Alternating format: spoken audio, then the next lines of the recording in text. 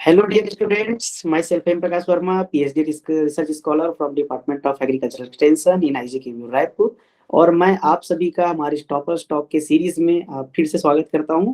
आज हम एक नए हमारे जो टॉपर हैं उनसे मुलाकात करेंगे, उनके बारे में जानेंगे कि उन्होंने कैसे एग्जाम का प्रिपरेशन किया और उन्होंने बहुत अच्छा रैंक हासिल किया है।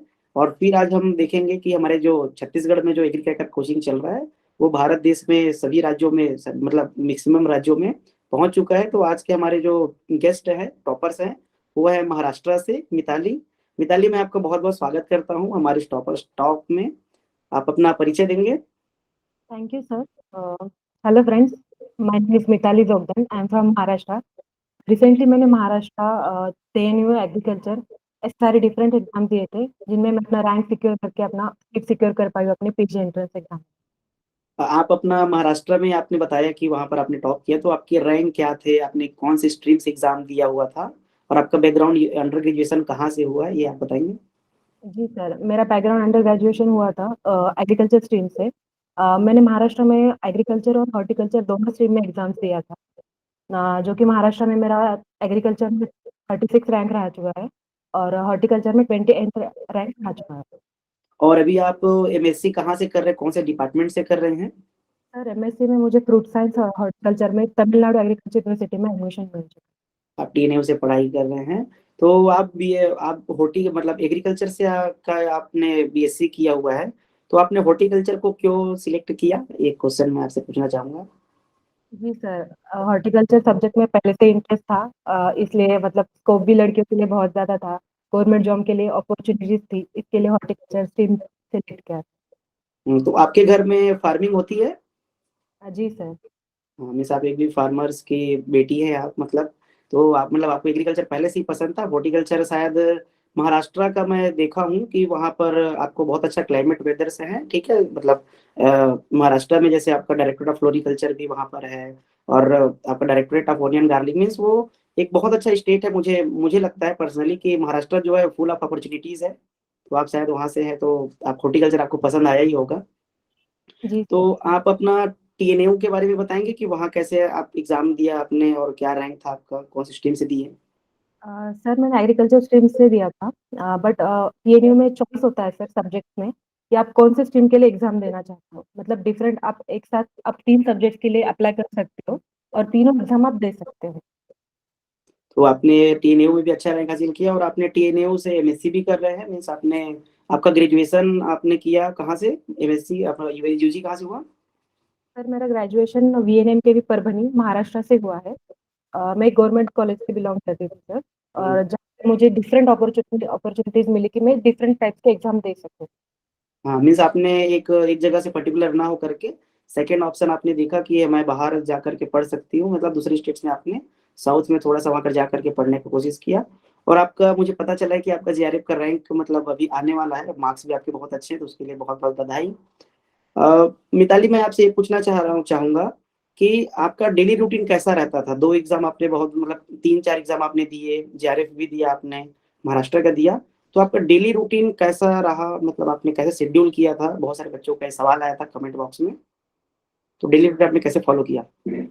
जी सर, डेली रूटीन में यही था सर कि जो क्लासेस के स्विच के जो सर लोग थे, मैम लोग थी, जिन्होंने हम लोगों को सजेस्ट करते कि आज ये टास्क करना है, आज वो टास्क करना है, मतलब जो जो उनको जो वो लोग बताते थे वो हम लोग फॉलो करते थे। उस फॉलो अप के साथ साथ हम लोग अपना भी पैटर्न फॉलो करते थे, जैसे कि सुबह उठ के पढ़ाई करना, बार बार हम्म, रिवाइज करना, वीकली क्विज सॉल्व करना, साथ ही साथ जो टॉपर्स के जो वीडियोस होते हैं वो देखकर खुद को मतलब पावर अप करना कि आज ये करना है, आज वो करना है।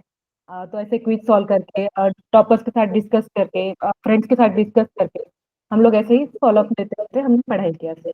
वैसे आपने किया, तो आपका सोर्स ऑफ मोटिवेशन क्या था कि आप इतने दो तीन एग्जाम मतलब एग्जाम में आपने अच्छा रैंक हासिल किया है, तो आपका सोर्स ऑफ मोटिवेशन क्या रहता था? सेल्फ मोटिवेटेड रहते थे कि किन्हीं को देख करके रोल मॉडल की उनके जैसे मुझे बनना है, ऐसा आपका क्या प्लान था? कैसे आपने सेल्फ मोटिवेशन किया अपने आप को?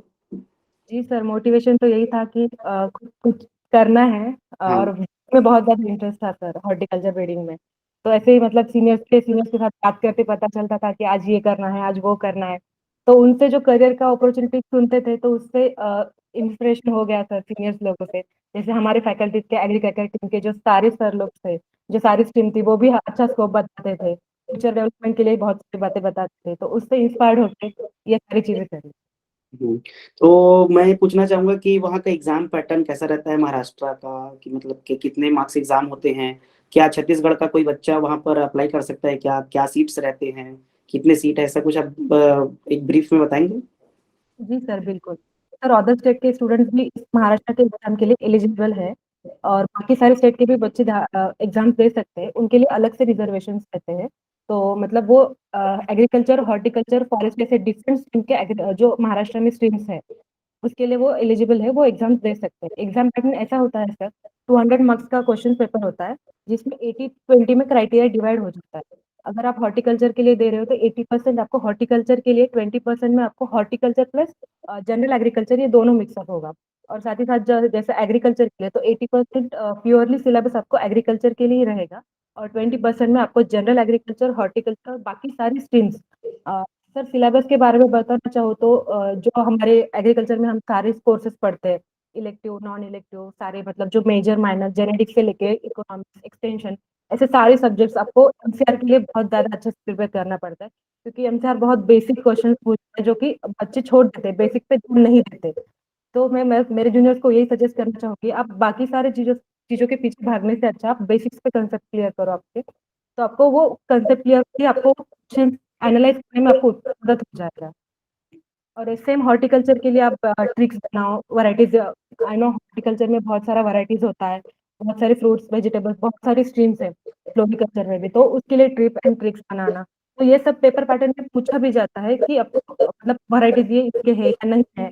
आपको पेपर पैटर्न एनालाइज़ करना होगा, उसी के साथ-साथ आपको अपना फ़ॉलो-अप भी लेना होगा कि आपको क्या पढ़ना है, क्या नहीं।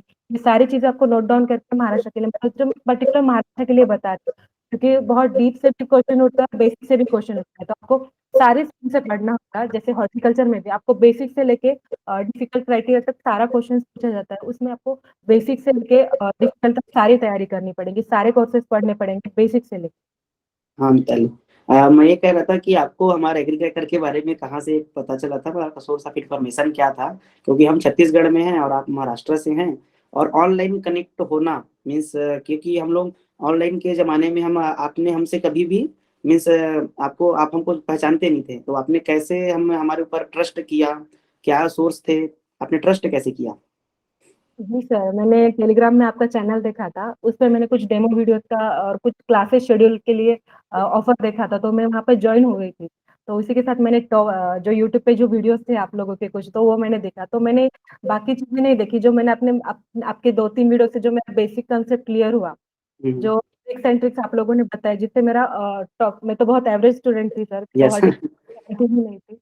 तो जो मेरा बेसिक बेसिक कॉन्सेप्ट था वो क्लियर हो गया, मुझे इंटरेस्ट आने लगा। साथ ही साथ मुझे टीचर्स का बिहेवियर बहुत अच्छा लगा क्योंकि टीचर्स इतने फ्रेंडली है, तो सारा कॉन्सेप्ट ऐसे ही पूछते क्लियर हो जाता था और कभी भी दिन हो रात हो, तो टीचर्स को कभी भी कॉल करो तो वो फ़ॉलो अप देते थे। किसी भी चीज़ का ऐसा कभी नहीं बोले कि हाँ, आज अभी रात हो गया है तो अभी क्वेश्चन्स मत पूछना, कभी भी पूछो तो वो रिप्लाई करते थे। ये फ्रेंडली बिहेवियर और फैमिलियर बिहेवियर बहुत अच्छा लगा सर, इसी वजह से मैंने हाँ। जॉइन किया। मीन्स वही मतलब मेरा यही सवाल था क्योंकि भाई हम जब भी देखते हैं कोचिंग का मीनिंग क्या होता है या फिर आपका प्लेटफॉर्म जो भी होता है तो ऑफलाइन ही हमने पहले सुना था।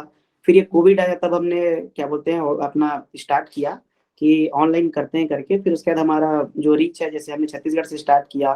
फिर आप लोग जैसे बाकी स्टेट्स से हैं तो आपके यहाँ तो बहुत सारे कोचिंग रहे होंगे।